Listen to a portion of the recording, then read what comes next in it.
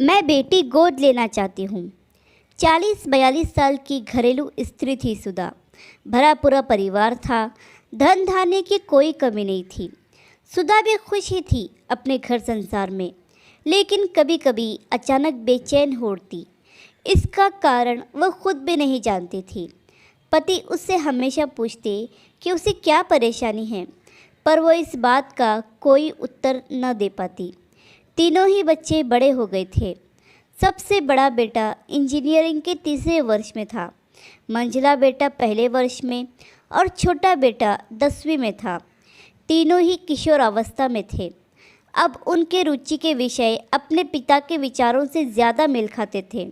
वे ज़्यादातर समय अपने पिता, टीवी और दोस्तों के साथ बिताते। सुधा चाहती थी कि उसके तीनों बेटे उसके साथ कुछ समय बिताएं, पर उनकी रुचियां कुछ अलग थीं। अब वे तीनों ही बच्चे नहीं रह गए थे। धीरे धीरे वे पुरुष बनते जा रहे थे। एक सुबह सुधा ने अपने पति से कहा, मेरी खुशी के लिए आप कुछ करेंगे? पति ने कहा, हाँ हाँ, क्यों नहीं, तुम कहो तो सही। सुधा सहमते हुए बोली, मैं एक बेटी गोद लेना चाहती हूँ। पति को आश्चर्य हुआ, पर सुधा ने कहा, सवाल जवाब मत करिएगा प्लीज़।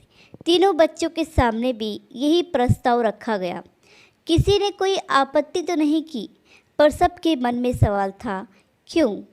जल्द ही सुधा ने 1.5 महीने की एक प्यारी सी बच्ची अनाथ आश्रम से गोद ले ली। 3 बार मातृत्व का स्वाद चखने के बाद भी आज उसमें वात्सल्य की कोई कमी नहीं थी।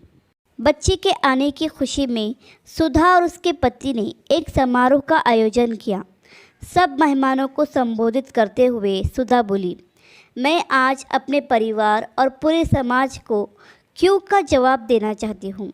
मेरे ख्याल से हर घर में एक बेटी का होना बहुत ज़रूरी है। बेटी के प्रेम और अपनेपन की आर्द्रता ही घर के सभी लोगों को एक दूसरे से बांधी रखती है। 3 बेटे होने के बावजूद मैं संतुष्ट नहीं थी।